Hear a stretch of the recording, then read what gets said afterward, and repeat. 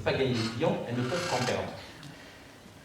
Le problème, c'est que, pourquoi je vous ai dit tout à l'heure que ce n'était pas une crise, mais que c'était un modèle, c'est que depuis plusieurs décennies, on s'est dit, mais c'est pas grave, finalement, ça a un avantage, c'est que les actionnaires avec autant de chômage peuvent ne pas donner les augmentations de salaire qui sont demandées, donc ça concerne tous ceux également qui ont un emploi, qui ne comprennent pas pourquoi en fait les salaires n'augmentent pas, et ils n'augmentent tout simplement pas parce qu'il y a un chômeur qui est prêt à bosser pour un peu moins que vous, qui attend, parce qu'il est plus miséreux, plus étranglé par un crédit ou par quoi que ce soit. Donc vous, quand vous allez demander votre salaire, une petite augmentation ou une grande, vous n'y pensez même pas une grande, absolument pas en position de force pour l'obtenir. Donc les actionnaires ont une forme d'intérêt à ce que ce ne soit pas une crise et que ça soit transformé en modèle. Mais il y a un problème à ça, c'est qu'il fallait quand même qu'avec plus de gens au chômage et plus de petits salaires, les biens et les services qu'on met sur les marchés, il fallait quand même qu'ils s'écoulent. Donc là, qu'est-ce qu'on a fait? Qu'est-ce que le système a inventé? La dette. C'est que ce qui n'a pas été donné d'un côté dans les salaires a été redonné de l'autre par de la dette. Donc ça a amené à une course en avant qui a donné la dette privée, qui a fait une bulle, c'est parti n'importe quoi, et donc on a eu la crise de la dette privée. La crise de la dette privée qui a mis plein de monde sur le carreau, les banques, etc. Donc il a fallu que l'argent public prenne le relais. Donc l'argent public, il a pris le relais de deux sortes, pour aller aider le système financier d'une part, et pour aller aider les personnes qui ont été mises sur le carreau, c'est-à-dire les chômeurs, et donc il a dû dépenser plus. Là on arrive à aujourd'hui, crise de la dette publique. C'est encore un système drogué à la dette. Et là ils ont dit, ah, il y a un problème, c'est qu'en fait on est vraiment un peu au maximum de la dette publique de ce qu'on pourrait avoir, par rapport à des normes qui d'ailleurs sont tout à fait discutables, puisque même le FMI conteste les 90% qu'il ne faudrait pas dépasser, etc. En tout cas, on voit quand même qu'il y a un problème de dette publique. Et là, ils ont dit qu'on va faire de la dette monétaire. Là, c'est le dernier truc qu'ils ont sorti là, au début janvier. C'est un surnom un peu barbare, qui s'appelle le quantitative easing. Donc là, en gros, c'est la banque centrale s'endette pour le système. Et donc là, ça va partir à hauteur de 1140 milliards, avec lesquels ils vont aller racheter de la dette grecque. Donc voilà, trois systèmes de dette se sont succédés. On rentre dans la phase 3, dont de l'aveu même de Christine Lagarde au FMI et de tous les responsables, ils disent on rentre en terre inconnue et on ne sait pas comment on débranche un truc comme ça, c'est très dangereux. Ce qui veut dire qu'on ne sait pas exactement de quoi seront faites les prochaines crises, et de remplacer des bulles par d'autres bulles, ça n'a jamais assaini un quelconque système. D'autant qu'en plus, cette bulle-là, dans sa nature même, il y a une grosse fable au demeurant, ils disent on met 1140 milliards dans l'économie européenne, donc elle va repartir. Il faut exactement voir où est-ce qu'ils le mettent. Il y a deux types de banques, vous le savez, qui auraient dû être séparées par Hollande, qui l'avait promis, mais qui ne nous a pas séparés. Mais là, les banques auxquelles... En fait, il y a des banques qui aujourd'hui ont un morceau de papier, c'est de la dette grecque, en gros. Je caricature à peine, enfin je dis rien, je simplifie, mais je ne vous dis pas de bêtises. En gros, il y a des banques qui ont des titres, des obligations, c'est de la dette grecque. Et la BCE, la Banque Centrale Européenne, va aller racheter à des investisseurs privés la dette grecque qu'elle détiennent. D'accord? Et du coup, dans des proportions massives, c'est-à-dire 60 milliards par mois, 2 milliards par jour, pendant un bon paquet de mois, le programme est lancé. Donc ces banques privées, et là qui sont la partie investissement, hein, c'est pas votre BNP ou la Société Générale de la PME quand elle demande un prêt, vont se retrouver avec des montagnes de cash. Sauf qu'en fait, quand on n'a pas de perspective de développement de l'activité comme c'est le cas aujourd'hui, elles ne vont pas aller filer l'argent pour faire du crédit à la PME qui pour l'instant en aurait incroyablement besoin pour se développer, mais qui ne peut pas dire oui, mon activité va se développer, il y a un risque. En fait, les banques, le risque, elles ne l'aiment pas. A fortiori dans les banques de dépôt. Et donc là, l'argent, il va se passer ce qui s'est exactement passé aux États-Unis, où, curieusement, la bourse bat des records, alors qu'on n'annonce aucune perspective de développement d'activité serein, net sur la durée. Et c'est pour ça que le CAC 40 fait des folies. On nous annonce, attention, 0,9% de croissance dans l'économie, mais le CAC 40, lui, bat des records. Le CAC 40, c'est juste que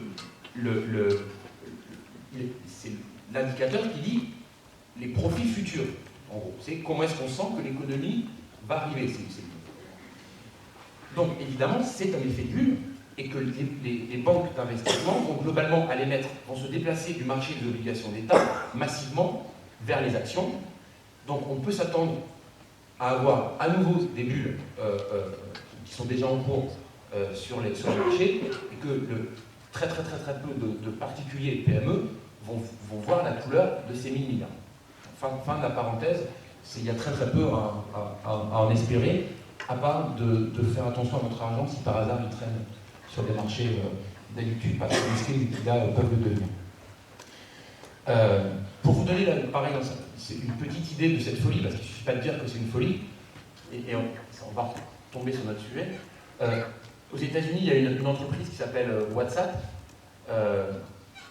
WhatsApp, moi je ne suis pas un firme de technologie, mais c'est un système de messagerie pour les portables. En gros, c'est une boîte de SMS à peu près gratuite, ça coûte 1 euro par an, et voilà, c'est une start-up de la Silicon Valley qui a été rachetée l'année dernière pour 17 milliards de dollars. C'est beaucoup d'argent, 17 milliards de dollars. Alors, ok, ils sont un peu en bulle, donc ils se chauffent un peu sur les montants. On va dire qu'une année normale, ça aurait été traité que 12 milliards. Mais WhatsApp, au moins, ils se font racheter 17 milliards. Ils ont 55 salariés. C'est une petite PME. Donc, pour vous donner la folie de ce que ça peut être en ce moment, racheter une PME de 55 salariés et 17 milliards, c'est la folie. Mais ce n'est pas seulement la folie. Ça en est, mais ça indique autre chose. Souvent, on peut dire aussi, il faut faire de l'innovation pour inventer justement les secteurs de demain. Bien sûr, il faut faire de l'innovation. La question c'est, est-ce qu'on pense qu'à court terme, les secteurs innovants peuvent aspirer les 6 millions de personnes qui sont inscrites à Pôle emploi? La réponse est non, ne nous leurrons pas. Faisons de l'innovation à fond, dans tous les domaines, soyons prudents dans certains, mais faisons de l'innovation. Mais il faut comprendre, parce que ça serait logique de se dire, au bout d'un moment, la productivité, elle a été dans l'agriculture, les emplois sont passés dans l'industrie, puis la productivité, elle a été dans l'industrie, les emplois sont passés dans les services, et donc là, on pourrait avoir un problème qui serait qu'on n'a pas encore inventé le truc d'après, sur lequel il faudrait mettre le paquet.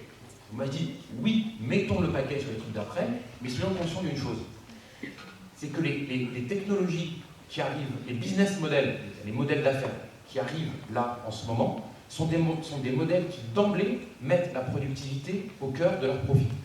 C'est-à-dire que ce ne sont pas des modèles qui vont être gourmands en main-d'œuvre, quitte à rentrer ensuite dans le système où la main-d'œuvre est remplacée, d'emblée au cœur de leur business model, pour plein de raisons dont on peut parler ensemble si vous voulez. Notamment, une, c'est qu'on bosse tous pour eux, parce que si on n'était pas des milliards à bosser pour Google, leur filer nos données, ils ne pourraient pas les vendre, et ça leur coûte zéro de les collecter, ou à peu près, parce qu'on les leur donne gratuitement. Ce qui fait que c'est assez sympa d'avoir des esclaves, c'est-à-dire des gens pas payés comme nous, qui participent à leur profit, à leur richesse, mais c'est le cas, c'est des business models très particuliers. Et donc qui d'emblée créent du profit et de la valeur avec pratiquement personne. Je vais vous en donner pour un exemple, c'est que si on prend uniquement le secteur des nouvelles technologies, au début des années 2000, il représentait 4% des emplois, de la haute technologie, si vous voulez. Il représentait 4% des emplois et 4% de la valeur ajoutée. Aujourd'hui, il ne représente plus que 3% des emplois et 8% de la valeur ajoutée. C'est qu'avant, il fallait 4% des emplois en technologie faisaient 4% de la valeur ajoutée, de la richesse qu'on crée. Ils ont réussi à baisser un peu le nombre d'emplois et à monter à 8% de la valeur ajoutée. Ce qui, pour un secteur, on va dire, en lancement, n'est pas du tout ce qu'on a connu dans l'industrie et dans les services. Donc, il faut bien comprendre que, oui, des nouveaux emplois vont arriver, mais le concept de pouvoir produire plus avec moins d'emplois, c'est vraiment au cœur aussi des emplois qui arrivent. Et là, je veux vous dire ce qui arrive. Je ne l'ai pas inventé, je ne fais que vous transmettre ce qui arrive, parce que, une fois de plus, la presse commence à en parler, mais insuffisamment. Plusieurs études sont venues éclairer la question, parce que quand même, aujourd'hui, les universités, notamment américaines, ont également des laboratoires de recherche très technologiques, et donc s'intéressent peut-être plus qu'avant aux liens entre technologie et macroéconomie, l'économie que nous on vit dans nos PME, dans les entreprises. Ce qu'ils disent, alors première étude du MIT, une université américaine réputée à juste raison pour ses travaux de recherche, dit que 47% des emplois sont menacés par l'automatisation d'ici 2025. Ce n'est pas dans les prochaines années, c'est d'ici 10 ans, dans les 10 ans. Attention, ne soyons pas alarmistes, mais regardons exactement ce que dit l'étude. Elle ne dit pas que 47% des métiers vont disparaître. Elle dit que 47% des métiers sont exposés au fait qu'on puisse réduire les effectifs parce que certaines tâches dans ces métiers-là vont être automatisées. Une étude d'Oxford, université, est arrivée à peu près au même chiffrage. Et une étude d'un cabinet de conseil, qui s'appelle Roland Berger, qui est un cabinet de conseil mondial dont le métier est de préparer les entreprises, plutôt les grosses entreprises, au changement d'environnement, y compris technologique. Et Roland Berger a chiffré ça, et notamment pour la France. Les médias en ont parlé, mais ils n'ont pas lu l'étude en entier comme souvent. Ce que j'ai pris le soin de faire, je ne suis pas le seul. Et ce qui apparaît dans l'étude, c'est qu'ils annoncent que 2 millions d'emplois pourraient disparaître en France d'ici 2020. Pas 2 millions de chômeurs de plus, 2 millions d'emplois qui disparaissent. Et là, ça fait beaucoup en fait. C'est dans les 5 ans. Pourquoi? Parce que, dit-il, alors peut-être qu'il exagère, mais enfin, s'il se trompe de moitié, ça fait quand même 1 million d'emplois qui disparaissent. C'est-à-dire que c'est plus l'inversion de la courbe, quoi. C'est le creusement à l'appel. Enfin, on creuse notre situation. Ils disent on rentre dans la deuxième partie de l'échiquier. Il prend cette métaphore-là, il a écrit un livre, le président du cabinet. Il dit on rentre dans la deuxième partie de l'échiquier, qu'est-ce que ça veut dire? Il prend cette métaphore-là que en Inde, un empereur lance un espèce de concours pour inventer des jeux. Il a envie de se distraire, il veut qu'on invente des jeux. Et il y a un paysan qui invente le jeu d'échecs. Je ne sais pas du tout si la légende est exacte. Qui invente le jeu d'échecs et qui va le présenter à l'empereur, qui trouve effectivement que c'est un jeu qui est passionnant, intelligent, etc. Et lui dit « Comment est-ce que je peux vous remercier ?» Et le paysan lui dit « Oh, mais pas grand-chose, donnez-moi juste un peu de riz. » Ok? Combien de riz? Il dit « Ben,